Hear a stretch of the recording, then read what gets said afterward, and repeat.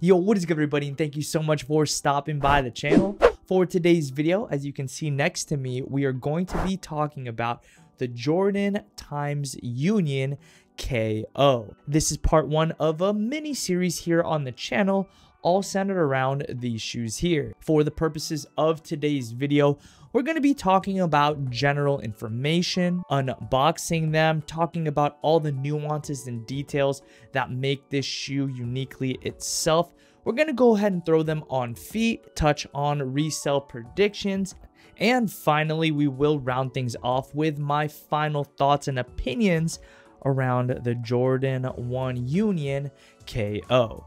Now, if you do like this style of content where I bring in sneakers early, please be sure to communicate that to me by liking today's video and subscribe to my channel with the notifications on.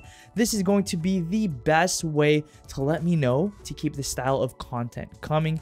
As you guys can probably guess or assume, it is not cheap bringing in these early sneakers, and all of this is fully funded by yours truly. I'm definitely happy to do so, but solely contingent on you guys enjoying these videos. And now moving on right into general information relating to this sneaker. The Jordan 1 Union KO is set to release on January 27th of 2023 at a retail price of $150. This specific collaboration is set to release in two separate variants.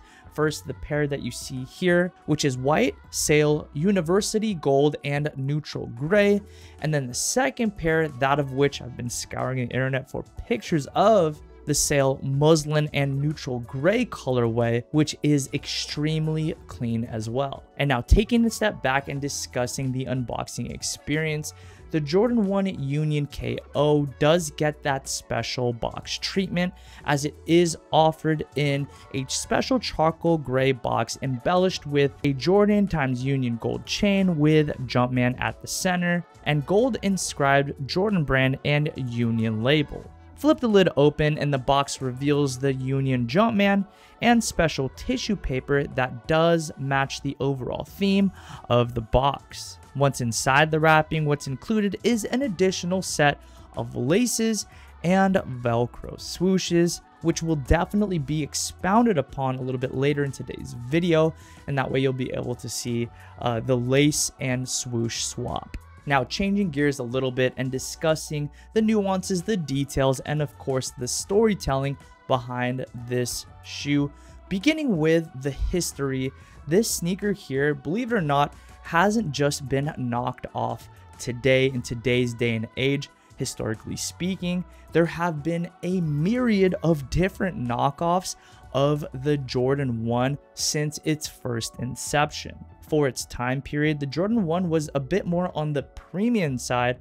So as a product of that, there was a few different competitors that would make a shoe that would look similar but not be quite the Jordan 1, if that makes sense. And so to kind of fill that void and offer a bit more of a cheaper alternative to the Jordan 1, Nike knocked off its own shoe.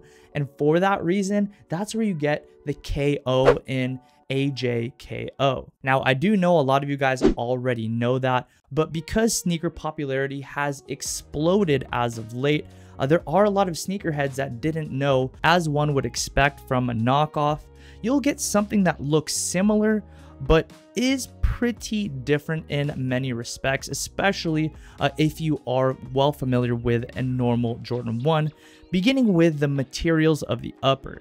This shoe here is comprised of a canvas, which is quite a bit cheaper than what you would get from a Jordan 1, which generally comes in leather.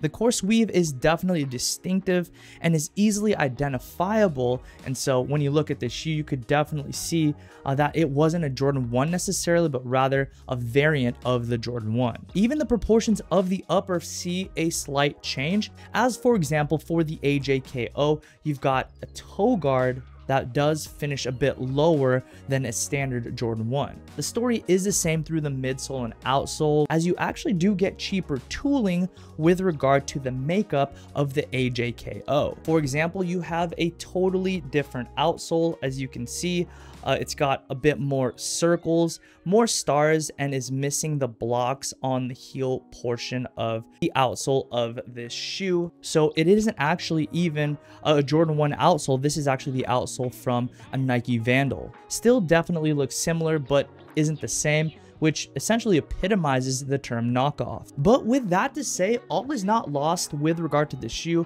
and all is not bad, comparatively speaking, because this shoe was essentially designed for a standard person who would rather walk all day, if you will, than have a shoe ready to hoop in. What I mean by that is that a normal Jordan 1 does feature an outsole that is entirely flat, which is optimized for grip and stability.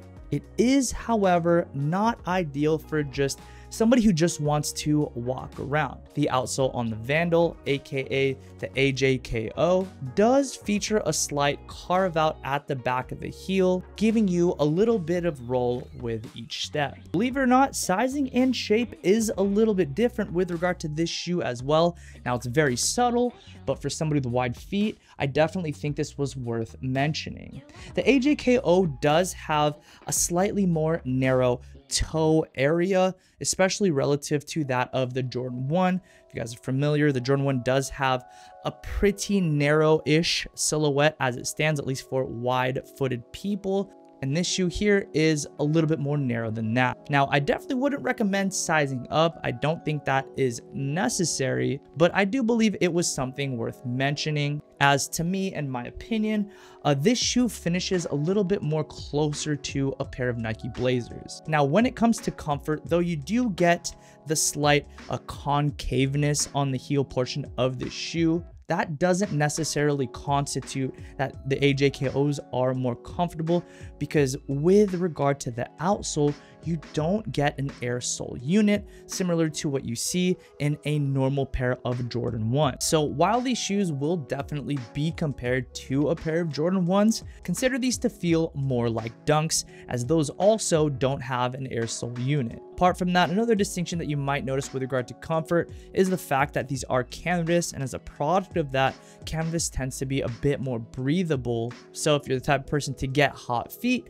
you might really enjoy these shoes. A few other details for the AJKO do include the Wings logo that does contrast to the canvas upper in the form of leather. Of course, as I've already mentioned, the shoes do come with Velcro interchangeable swooshes, which do reveal a monogram Union LA print underneath the swoosh. As we've seen time and time again with Union collabs, you also have the exposed stitching in a mustard gold, which I do find to be a very distinct touch that allow the sneaker to have a little bit of extra flair. But moving forward and discussing my personal resale predictions, now I am the furthest thing from an expert, so take this with a grain of salt. Don't even consider this a prediction. This is more like an opinion.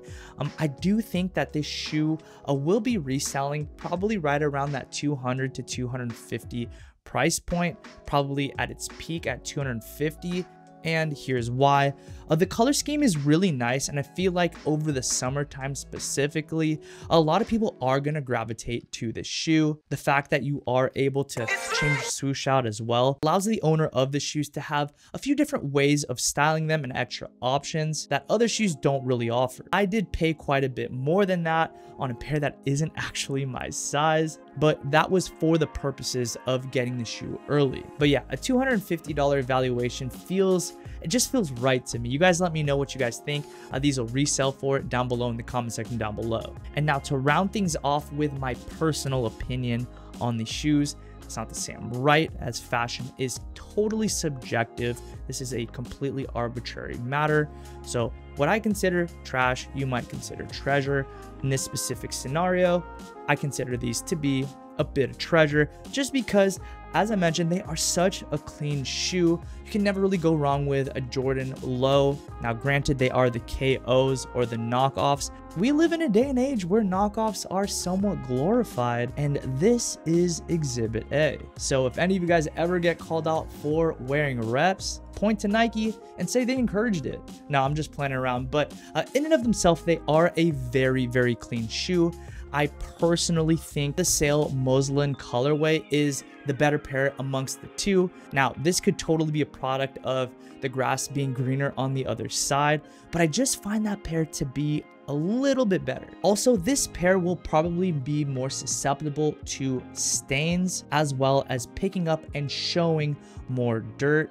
Both pairs are on the lighter side, but the muslin pair should probably do better at hiding that dirt, just a little bit better though. I also like the teal swoosh on that pair as well. So in my humble opinion, I do like that other pair better, but both are good. And I'm definitely happy to have the shoe in my rotation. With taking all things into consideration, the story, the sneaker, the collaboration, the details, and just the overall presentation of this sneaker, I give these a strong 7.5 out of 10. Not great, but very good. And that's going to wrap up today's sneaker review. I hope you guys did enjoy it. If you did, please be sure to let me know by liking today's video and subscribing to my channel with notifications on. It helps more than you know and enables me to continue to keep this style of content coming. Also, be sure to stay tuned on the channel for part 2 of this mini series, as I will be styling these with a few different outfits. And if time does allow, I'll take these to the mall with me and buy some outfits all around styling this shoe here. But yeah, that's going to do it. Thank you guys so much for stopping by the channel yet again. It really is such a privilege of mine to get to serve you through making content, and I'll always be grateful for it. I will catch you in the next upload. Peace and be blessed.